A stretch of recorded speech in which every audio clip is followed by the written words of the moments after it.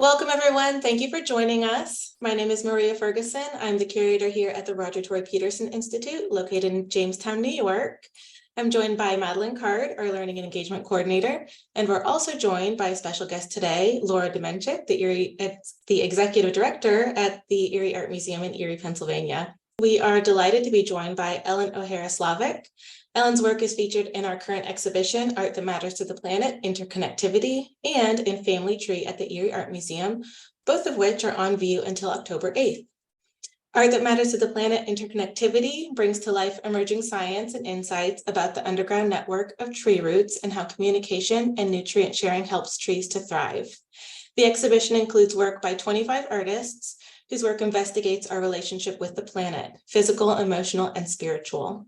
With their work, they explore how relationships among trees serve as an analogy for relationships among human communities, helping us to better appreciate our relationships to one another and to the natural world. So today, Ellen will discuss her photography practice, specifically her darkroom manipulated photographs of persimmon trees in Fukushima, which are featured in both exhibitions. Ellen is currently the artist in residence at the University of California, Irvine. She received her MFA in photography from the School of the Art Institute of Chicago and her BA from Sarah Lawrence College, and was a professor of visual art theory and practice at the University of North Carolina at Chapel Hill for 27 years. Besides an internationally exhibiting artist, Ellen is also an author, curator, critic, and activist. So for more information about Ellen, you can visit her website, which we will add to the chat. If you have any questions during the talk, please feel free to type them into the chat. And at the end of the talk, Madeline will read out your questions to Ellen. We are recording this talk, so if you would like to watch again at a later date, you can head over to our page at Vimeo. So now I would like to introduce our special guest, Laura Demenchik, who will tell us about the exhibition Family Tree, which is currently on view at the Erie Art Museum. Welcome, Laura. Thank you, Maria, and thanks for working with us on this. We're happy to be a part of it. I'm going to share just some images from the Family Tree exhibition briefly.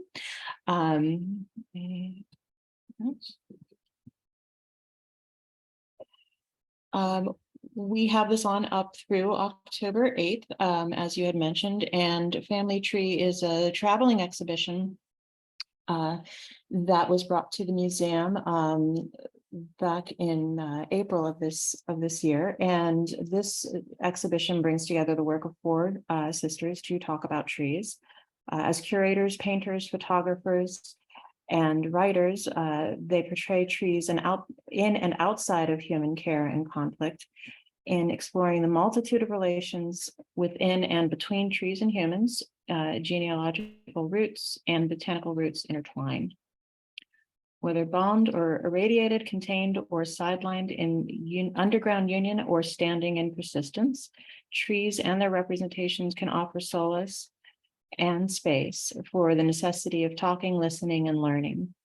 Family Tree offers both critical commentary and sensual delight in visualizing the tree as refuge and livelihood, consumed and consuming, under assault and triumphant, as historical record and as a harbinger of things to come.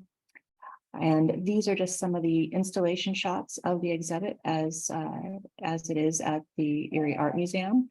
And we will also be having a virtual tour. Good afternoon, Erie Art Museum. This is Melanie. That we can see that is available, that will be available on our website, and we'll put a link in the chat for that as well. Thank you so much, Laura. Without further ado, I would like to welcome Elin O'Hara-Slavick. Okay, unmuted, share my screen. Uh-oh, why did it not? Hold on one second, let me open that. I don't know why it didn't. Okay, hold on. It's not letting me share directly from the, okay, here it is. Okay, great. Sometimes it's just weird. Okay, play from start. Okay, great. You can all see that, right? Okay, great. So thank you so much for inviting me to share my work with you in conjunction with the Art That Matters to the Planet Interconnectivity exhibition at the Roger Tory Peterson Institute. I wish I really could see the show, and I also wish I could see the show, this nearby show, Family Tree, that Laura just showed you lots of images of. And it is a very related show, and it's with my 3 artist sisters, and it's up until October 8th. And in a 1940 poem, Bertolt Brecht asked, what kind of times are they when to talk about trees is almost a crime because it implies silence about so many horrors? And in a 1995 poem, Adrian Rich answered, so why do I tell you anything? Because you still listen. Because in times like these, to have you listen at all, it's necessary to talk about trees. So this is a shot of the show at the Erie Art Museum, and my sister Madeline's parking lot conversation is in the center, and I just wanted to wish her a happy birthday. It's her birthday today. She lives in New Zealand. And those are Suzanne's paintings on the left and Sarah's Elegy to the Underground paintings on the right. And you can see one of my cyanotypes in the way back of a Chinese parasol leaf from a tree that survived the atomic bombing in Hiroshima. And I just want to say, being the youngest of 7, I must admit I wouldn't be who I am or be making the work I make without my artist sisters. And it is kind of amazing that we are all artists, and it fascinates people. It fascinates me. It's kind of amazing. And that we make work that is very different, but related in a way, like this show has pulled the work together. This is another example from the Erie Art Museum. This is all of my work in this shot. So the image in the foreground is of the Fukushima persimmon tree that's heavy with contaminated fruit, and there's different versions of it at the Institute, which you can kind of see in the back right. And you can see more cyanotypes. So I hope that some of you will have the chance to see the show. It's only an hour away from Jamestown. So I'm just gonna run through a lot of my work that, well, not a lot, but several projects that lead up to the work that's on display in both shows that I think of as interconnected and political and that matters to the planet. So this is a piece from my grad school at the Art Institute of Chicago. And making art about conflict and violence has been at the heart of making art since the beginning. George Bataille, in his book Tears of Eros, claims that even the first cave paintings are of the slaughtering of animals, murder, and death. A Woman is Every 6 Minutes was in response to the murder of 14 female students at McGill University by a lone gunman in Montreal, Canada. He said, "You are a bunch of feminists," and he shot them. At that time, a woman was raped every 6 minutes in this country, but she is not only raped, she is also constructed, worshipped, and loved. Susan Sontag writes in her book regarding the pain of others, remembering is an ethical act and has ethical value in and of itself.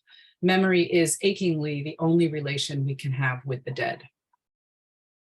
And I was a graduate student at the Art Institute at the time that these murders happened, and we felt like it could have happened to any of us female students at the time. And so we marched at night in downtown Chicago in support of women, in memory of the victims, and against violence. And this was the sign that I made. Here I am in the apartment carrying it. And these are pictures of the women who were killed, and the images that weren't available, I stamped words in them: sister, mother, lover, and friend.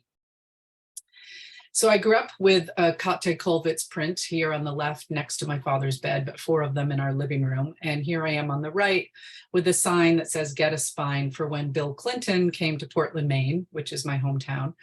Clinton had not kept his campaign promises to appoint an aid czar and to repatriate Haitian refugees. And you can see my father's sign in here in the background about repatriation. And he and I fought against the strong Secret Service presence for our right to carry these signs. The Secret Service men stood in front of a big pile of signs they had confiscated. So this ended up on the front page of the Portland paper when I was there. Workers Dreaming is a series of photographs of workers with their eyes closed, originally done for a show at the Brewhouse space in Pittsburgh. While standing in the old brewery that is now a gallery, I was struck by unmarked history, by the forgetting of those workers who worked there. I imagined thousands of workers capping bottles, wiping their brows, sweeping the floor, and daydreaming. In the spirit of August Sander's portraits of the archetypal German people in emerging modern Germany, I photograph workers in our global economy. Workers Dreaming are everywhere I go, and the project includes immigrant and indigenous workers in France, Cuba, Italy, Japan, and the United States. As I was marching with thousands of Cubans against the US embargo, I saw this man filming it from on top of a hill, and I left the protest to make this photograph. Workers Dreaming was initially inspired by my trip across country as an assistant to Joel Sternfeld for his book On This Site. We were seeking places where something tragic had occurred, where Karen Silkwood was run off the Oklahoma road, where a boy was slain in a drive-by shooting, where a doctor who provided abortions was shot. Everywhere we met workers who were willing to help us. My workers are not historical in the conventional sense, but it does not take tragedy to make history, it takes work. And it takes work to protect workers. Lewis Hines' photographs of child workers in the early 1900s helped to bring about labor laws. So I want my photographs to transform the way we see and interact with workers. Although our eyes are open, we are often blind to beauty, to injustice, to cultural difference, and to class structure. While the workers' eyes are closed in my photographs, they see and know their situation intimately. Denying us their gaze, but offering us a meditative space, they are empowered, lost in their own imaginings. Fundamentally, these photographs come from my deep respect for labor and those who perform it and who are often under-recognized and underpaid. I have been a waitress, a chambermaid, a cashier, and have marched with farm workers across North Carolina for their rights to organize and for a fair wage. Meryl Laderman Euclides was the first artist in residence with the New York City Sanitation Department, and she spent 3 years shaking the hands of everybody who worked in the sanitation department. And I loved that project. So I worked with anthropologist Catherine Lutz on the book Homefront, A Military City in the American 20th Century, about the relationship between the military and society in Fayetteville, North Carolina, home to one of the world's largest military bases, Fort Bragg. And she writes in the book, December 6, 1995, 3 white supremacist Fort Bragg soldiers set off for one of the poorest areas of Fayetteville's downtown, where they felt sure of finding African Americans on the street. One of the soldiers sought initiation into the neo-Nazi fellowship of those who have murdered an African American, and another had the spider web tattoo signifying that he had already done so. The area they went to for their victims houses Blacks and a few whites in dilapidated housing on streets still unpaved at the end of the century and within spitting distance of the modern extensive county courthouse. Encountering Michael James and Jackie Burden walking along the road, the soldiers approached and executed them both. So this is a light box of a photograph of plastic flowers and silk ivy that were placed on the side of the road by Michael James' sister at the spot where the racist murder happened. The room is filled with dirt from Fayetteville. While my intention was to fill the viewer with horror and sorrow, I also wanted to mark history, to remember, to honor the dead for the living. Alfredo Jarre says, my dilemma as an artist is how to make art out of information that most of us would rather ignore. How do you make art when the world is in such a state? End quote. Death, violence, and war are visible throughout Fayetteville. In the backs of shops, you can unload your guns, shooting at targets that become all too real. Iron Mike welcomes you to the base that appears to be under martial law. So while working on the Fayetteville project, I began protesting cartography, places the United States has bombed. I wanted to make connections between the local and the global. What happens over here in our country is connected to what happens over there, everywhere else through our government's foreign policy. I was particularly moved by what Fayetteville Reverend Collins said after those racist murders happened. She said, these guys, the murderers, are protectors of our country. I wouldn't want to fight beside them. It's not the enemy I have to be worried about. It's the people fighting with and for me. This is the last bomb drawing I did, and it is on the cover of my book, Bomb After Bomb, A Violent Cartography. And I put map pins, map flags, pins at every place for which there is a drawing. And I called this series Protesting Cartography because they are more than anti-war drawings. They protest the age-old power of maps, power utilized by governments and individuals in the name of private ownership, border control, and imperialism. There are 60 drawings, and sadly, there could be more. As a photographer, aware of the military's use of the aerial view that flight and photography provide, using the aerial view makes sense. Second from the right on the bottom, the bombing of Baghdad was the very first one I made after a day in Fayetteville when Bill Clinton decided to drop bombs in Iraq in the second wave of the Gulf War. And it struck me when I was there that there were probably soldiers from Fort Bragg who were flying the planes that dropped the bombs. So the connection was definitely strong and palpable. So Howard Zinn, who wrote The People's History of the United States, wrote the foreword to my book. He said yes to this project without having met me. He was generous, radical, and wise. He said, every war is a war against children. And when you bomb a country ruled by a tyrant, you kill the victims of the tyrant. He made sense. He was a bombardier in World War II, dropping bombs on France towards the end of the war, which he lived to regret. From 5 miles high, he did not think about or see the damage and death as a result of those bombs. He wrote in my book, I am stunned by the thought that we, the civilized nations, have bombed cities and countrysides and islands for 100 years. Yet here in the US, which is responsible for most of that, the public, as was true of me, does not understand. I mean, really understand what bombs do to people. That failure of imagination, I believe, is critical to explaining why we still have wars, why we accept bombing as a common accompaniment to our foreign policies without horror or disgust. End quote. On August 6, 1945, the US dropped an atomic bomb on the city of Hiroshima. 70,000 people died instantly. Another 70,000 died by the end of 1945 as a result of exposure to radiation and other related injuries. Scores of thousands would continue to die over subsequent decades. And I won't get into it, but the film Oppenheimer is a great film. Everyone should see it. It's triggered a lot of conversations, but it really seems unethical and problematic to me that none of that death and suffering was shown in the film. So I will leave it at that. But so this is my father giving a talk, reading at the Hiroshima Day in Portland, Maine, and my nephew, who's now grown up, and my friend who's now deceased, holding one of his banners that I included in a show that I curated in Amsterdam called Violent Violence. It was 40 American artists addressing violence in their work. This is from my essay in the book, After Hiroshima. The first memory I have of Hiroshima is standing in Monument Square on Hiroshima Day, August 6th, sometime in the 70s, in my hometown of Portland, Maine. My father spoke, my mother spoke. I tried to speak.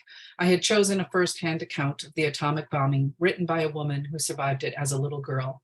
I could barely read it, choking on her memories of melting skin, maggots in the brain, losing her mother, her father, the disappearance of the world as she knew it. My 6 siblings and I were all taught to finish the food on our plates because there were starving children, to boycott Gallo wine, grapes, and lettuce in support of Cesar Chavez's battle for farm worker rights. Our parents took us to Europe often, as my mother was a German citizen.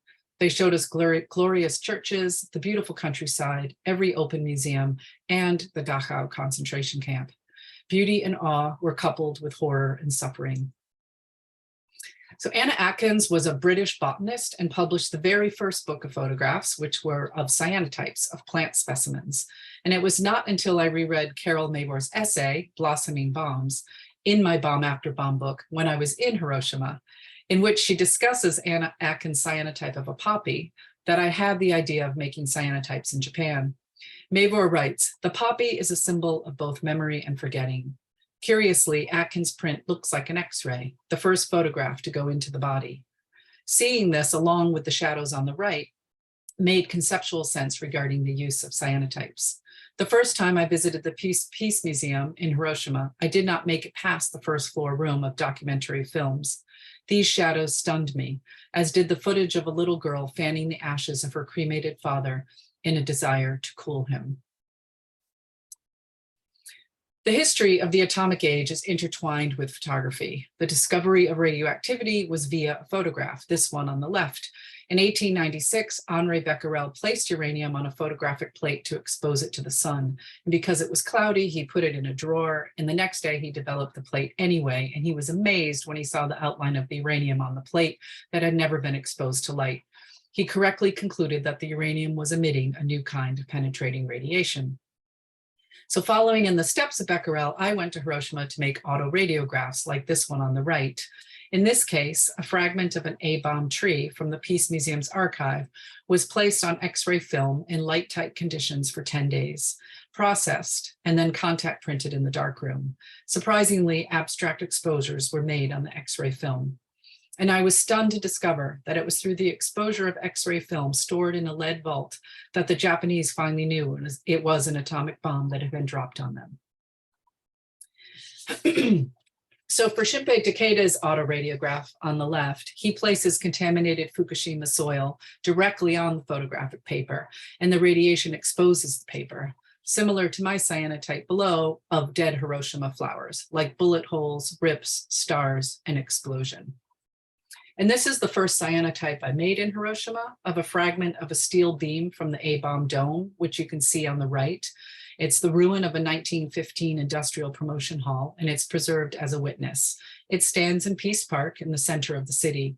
The cyanotypes are images of objects that survived the bombing, evoking those that vanished. And I called this one atomic mass because it looks like you could hold it by that little lever on the bottom up to your face and look through it. And these are other steel beam fragments like the one from the last cyanotype, and there I stood them up on the paper in the Sunshine Garden in the Peace Museum, and this is the result of that one, and it's called Architectural Fragments. Akira Mizuta-Lippitt writes in Atomic Light Shadow Optics, at Hiroshima and Nagasaki, a blinding flash vaporized entire bodies, leaving behind only shadow traces, like this one of a man on the steps of a bank in Hiroshima. The initial destruction was followed by waves of invisible radiation, which infiltrated the survivors' bodies imperceptibly. What began as a spectacular attack ended as a form of violent invisibility. The shadows, as they were called, are actually photograms, images formed by the direct exposure of objects on surfaces. Photographic sculptures, true photographs, more photographic than photographic images. End quote. Jim Elkins writes in his essay on an image of a bottle in my book, After Hiroshima, making images of ladders, bottles, and leaves or shoes is a way of saying, I cannot represent what happened to people in Hiroshima because I cannot represent it as art. It's not that the people who suffered cannot or should not be represented. It is that they cannot be represented in a fine art context. All that is left for art is to look aside at other things, at surrogates, at things so ordinary and empty that they evoke unexpectedly but intensely the world of pain. I am not sure if this is ethically sufficient, but I think in this case it feels ethically necessary, end quote. And these are things I found on the beach in Fukushima, and this was a red shoe that I made a photogram of, and then I hand painted it with the red paint. And this is an irradiated chestnut and bone that I found on the beach in Fukushima. So the government places these radiation monitoring stations on decontaminated sites where they have removed topsoil and replaced it with new soil and or concrete. If you moved this across the street, the monitor would be much, much higher. The farmer tends to his field across the street. Nuclear historian Bo Jacobs calls decontamination just a redistribution. You cannot decontaminate or safely store radioactive matter. And there are miles and miles of stacked plastic bags filled with eternally contaminated matter, animals, earth, debris. There is no safe place to store this. And this is just another image. Literally, I drove miles and miles past scenes like this. So here we are looking north on the left at an old energy plant in Fukushima, and look on the right, looking south at new solar panels in Iwaki along the newly built cement barricade that runs the entire length of Fukushima Prefecture in preparation for the next tsunami. And I mounted these flush side by side in their solarized silver gelatin prints from the darkroom. Invited to participate in an exhibition in a rural region in Fukushima, I made cyanotypes on site and exhibited them along with works from Hiroshima and Nagasaki in the classroom of an evacuated school. A cyanotype of baskets from an evacuated home, photograms of debris from a Fukushima beach, and contaminated chestnuts installed on the chalkboard, and an impossibly two-headed shovel from Hiroshima. And cyanotypes of implements from the school infirmary installed on the infirmary bed, more brooms and shovels. Brooms sweep up debris and shovels help to bury the dead. And this is another shot of the classroom with a Hiroshima shovel and a failed cyanotype that I made on site that to me looked like a nuclear power plant and scattered leaking radiation. And there's that red shoe and the classroom as it was and is with the stopped clock at 4:54. And this is a radiation monitoring station outside of another closed school. So the show happened in several closed schools and out in nature. And I included these photograms. These are of irradiated chestnuts, beach detritus, and tourist materials from Fukushima, and A-bomb roof tiles from Hiroshima that I made in the Hiroshima City University darkroom during a 3-month fellowship I had there. And this is another photogram that I had in the show of Fukushima chestnuts and tourist materials. paper cranes, and eucalyptus leaves from a bomb tree in Hiroshima. Immediately after the project in Fukushima, I had a show at Gallery G in Hiroshima that included cyanotypes made in Fukushima and Hiroshima, and it was up through August 6th, Hiroshima Day. It was a 2-woman show with Mayumi Matsuo, who showed photographs like this one on the top left, which is of contaminated breast milk from Fukushima, and it hung alongside my cyanotype from Fukushima. And it's of Queen Anne's lace and a mushroom, and that circle that you see here is totally mysterious. I'd never placed this mushroom there. I don't know how it appeared, and I can't explain it. I'm not saying it's the radiation, but it's very uncanny. So the show was called Momentary and Infinite Light, 2 Women See Hiroshima and Fukushima. So this is the start of the work that's in both shows. This is the Fukushima persimmon tree unsolarized on the left, and on the right is an A-bomb persimmon tree in Nagasaki that no longer bears fruit. Since the Daiichi nuclear disaster in Fukushima in 2011, I have expanded the project to include Nagasaki and Fukushima to make visual the links between nuclear energy and nuclear war, history, and the present. Hibakusha, or A-bomb survivors, friends of mine, took me to a small street in Nagasaki lined with A-bomb persimmon trees. Some bear fruit and others do not. I listened to Hibakusha Okada Emiko give her harrowing account of survival as an 8-year-old girl, and she concluded, there are now over 30,000 nuclear weapons in the world. Hiroshima and Nagasaki are not past events. They are about today's situation. And I should point out that the nuclear bombs today are many, many times more powerful than the bombs dropped on Hiroshima and Nagasaki. While I find the aesthetic solarization of Hiroshima trees that you see here to reference the flash of the A-bomb, the solarization of Fukushima trees is an approximate emotional match to the feeling of being in a field of invisible radiation. So 60 trees survived the atomic bombing in Hiroshima, and the city goes through great pains to preserve them, and they mark them, and they have maps of where they all are. And I've visited probably about half of them and photographed them, and these are just 2 of them. I traveled through the Fukushima prefecture with a medical doctor. Our Geiger counter was off the charts in some areas, and we were forbidden to enter exclusion zones. It is a beautiful countryside that is heart-wrenchingly sad due to evacuated towns as a result of dangerous levels of radiation. Radiation is invisible, so you may feel safe while being dangerously exposed. So these 3 partially solarized photographs of the Fukushima persimmon tree are in the Art That Matters show. And it is wise to know and to remember that the production of nuclear weapons depends upon the byproducts from nuclear power plants, such as plutonium. The 2 are inextricably linked. I almost took that word out because it's always so hard to say. So these are contact prints of rubbings of A-bomb trees in Hiroshima. And so transformation is a means to get people to look at and to consider things in a new way. And it was critical to me to have contact with these A-bomb trees, which are survivors or witnesses, by rubbing a black crayon over the paper placed upon the bark, and then to place the rubbing directly on the photo paper like a negative with which to print through. So they're one-to-one contact prints. Exposure is central to the project. Exposure to the sun, to the darkroom and larger light, and to radiation forever. And you can see one of 2 500-year-old camphor trees in the background on the right that survived the atomic bombing in Nagasaki. On the morning of August 9th, 1945, 3 days after Hiroshima, the US dropped an atomic bomb, Fat Man, on Nagasaki. 70,000 of Nagasaki's 240,000 residents were killed instantly, and over 60,000 seriously injured. People continued to die as a result of the bomb for decades. Here, Nagasaki residents fell to the ground at the point in the story being told of the atomic bomb being dropped on Nagasaki. I wept and made this one photograph. So these are my good friends, 3rd and 4th generation A-bomb survivors, Mireille Toshiro and her twin girls, Mila and Leona. And they took a break from their rehearsal of the play, Grandchildren of Hiroshima, to make this cyanotype with me on the banks of a river once filled with corpses. We all cried in the process. And this is the resulting cyanotype. Sontag writes, photographs of the suffering and martyrdom of a people are more than reminders of death, of failure, of victimization. They invoke the miracle of survival. So I was invited to do research in the Peace Resource Center archive at Wilmington College in Ohio right before the pandemic.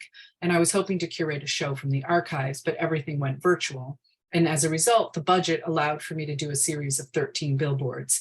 And these are 2 proofs. The image on the bottom is of girls at the Nagasaki History Museum. While people could not attend exhibitions, they still drove. These billboards are advertisements for peace, along with literal ads for the Peace Symposium and in commemoration. It was the 75th commemoration of Hiroshima and Nagasaki that year. I love how these grounded figures are now ascending into the sky and how the Nagasaki History Museum is enhanced by the American barn structure on the right. And I walked by this A-bombed weeping willow tree every day in Hiroshima, and it's really my favorite tree in the world. I also printed it in black and white and solarized it in the darkroom. And this billboard is my favorite, as the billboard posts mimic and extend the steel crutches supporting the tree in the photograph. And of course, I couldn't control this. This was just installed the way it was installed, and it was lucky, and things like that seem to happen all the time to artists. This is a photogram of a famous image of a Nagasaki tree on the left immediately after the bombing that I toned and bleached. And you can also see chestnuts and that bone again from the beach, and a photogram of paper peace cranes on the right that I arranged in the shape of a mushroom cloud, and leaves from A-bomb trees from 2016. And here they are as billboards.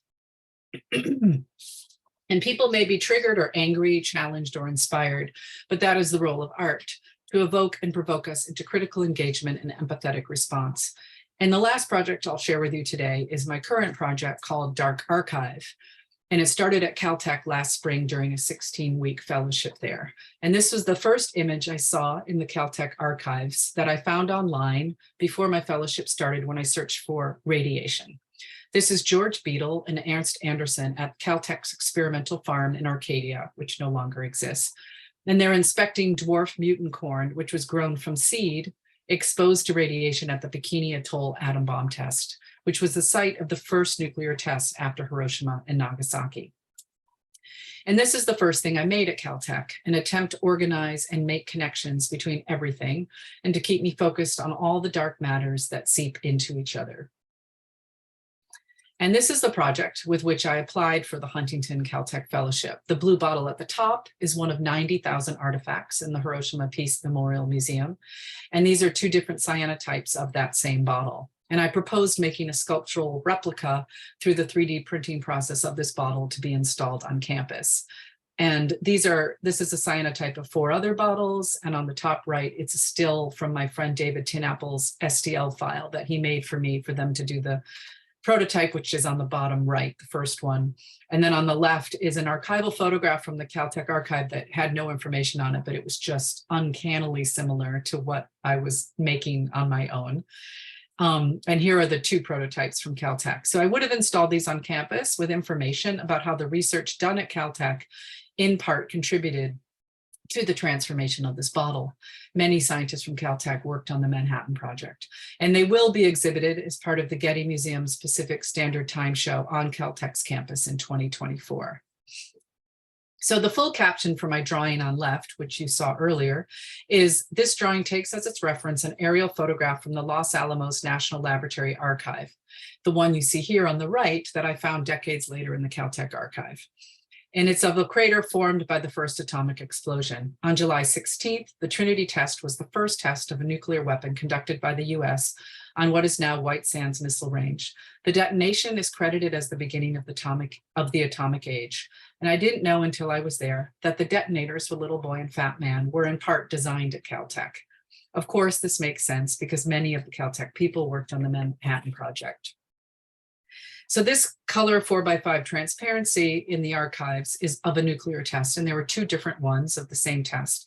So I sandwiched them in the enlarger, flipped them over so they do this sort of mirror imaging, and I printed them, and this is the image on the right, which I call Double Doom.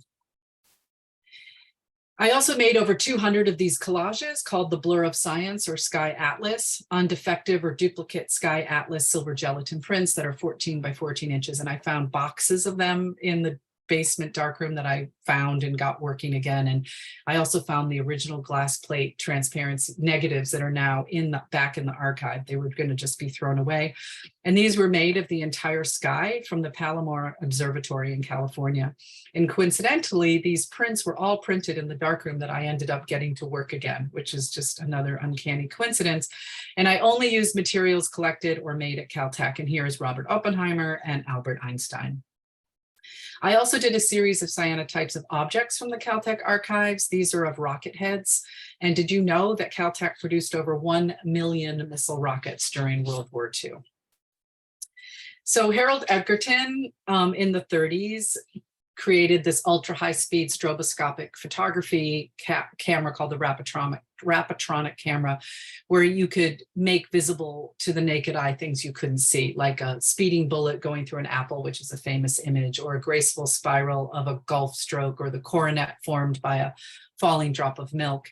And Edgerton worked with the Atomic Energy Commission to photograph the nuclear test. So there, he set up his equipment on a tower 7 miles from the nuclear test, and using exposures as short as 1/1,000,000th of a second, he recorded this ominous glowing shape on the left, hovering like an alien life form or a colossal balloon.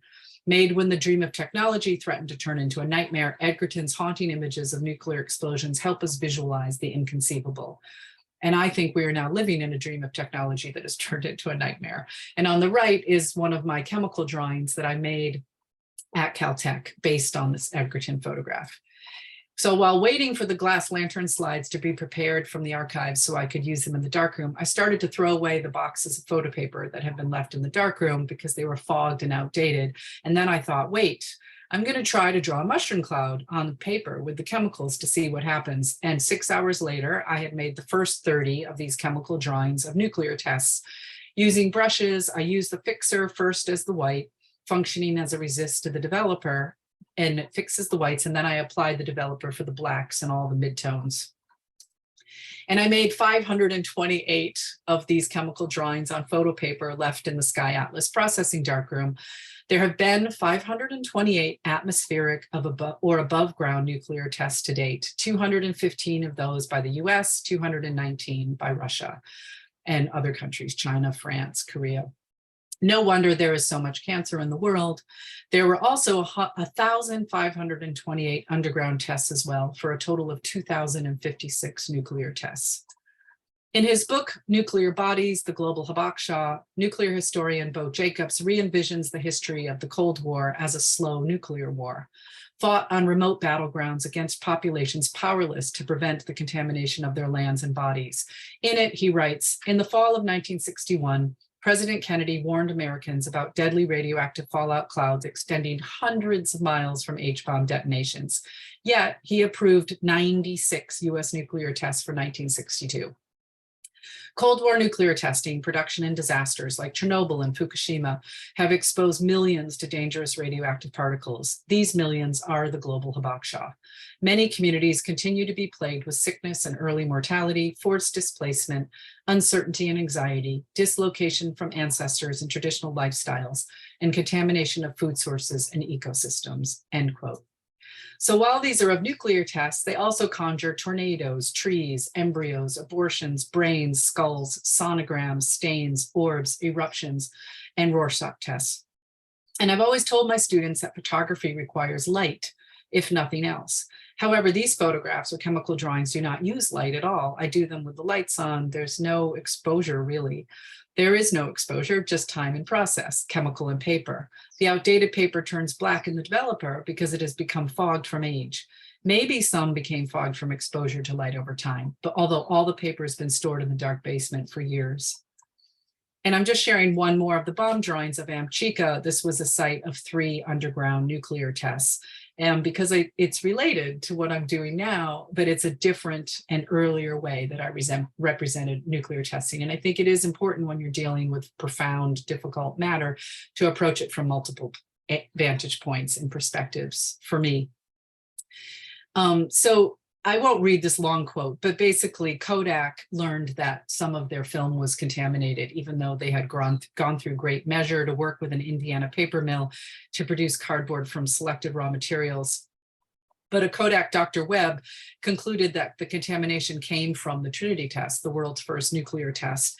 And they ended up installing monitors. And I really couldn't believe that they installed monitors. Like there was more protection for the film and the cardboard than there were for the people who produced this and who lived downwind and who did this. It just blows my mind. And I recently learned that half of the world's film supply was deployed to the Bikini Atoll to document the nuclear tests after Hiroshima and Nagasaki, which is just mind-boggling. So this was the Dark Archive show at the University of Colorado last year, and you can see the blur of science collages on the left, the prototypes in the foreground, and the chemical drawings in the back room. So the 528 chemical drawings were installed. I couldn't believe they agreed to do this last minute. It was going to be a totally different show, and I asked if they would show them all. And that's the curator on the bottom left, Daisy McGowan. And I decided I just made the work. I hadn't even seen it hanging up. So I decided to put the year with the number of tests in the year is in red. And I will be showing these again in the fall at Cerritos College. And I'm going to have a list of each, where they all are and the countries that deployed them. But it was really amazing to see them all together. I actually cried when I first saw them, and many people were just overwhelmed by the number. Like, I didn't expect that effect of the work to just actually convey the number and the weight and the effect of it. So this is Catherine Guinness photographing them. She was the reason why I had the show there. And she wrote an essay in the family tree catalog that's up at the Erie Art Museum right now too. She's amazing. And here they are. They actually took up 3 rooms of the gallery. And I also showed cyanotypes, and I had my books.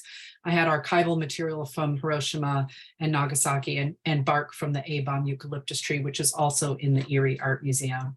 And this is just a shot for scale with a visitor in one room. And then this is back at the Erie Art Museum, and these were the chemical drawings I pulled out that looked most like trees that are included in the family tree show. So now these are also part of the show. We keep changing each version of the show a little bit.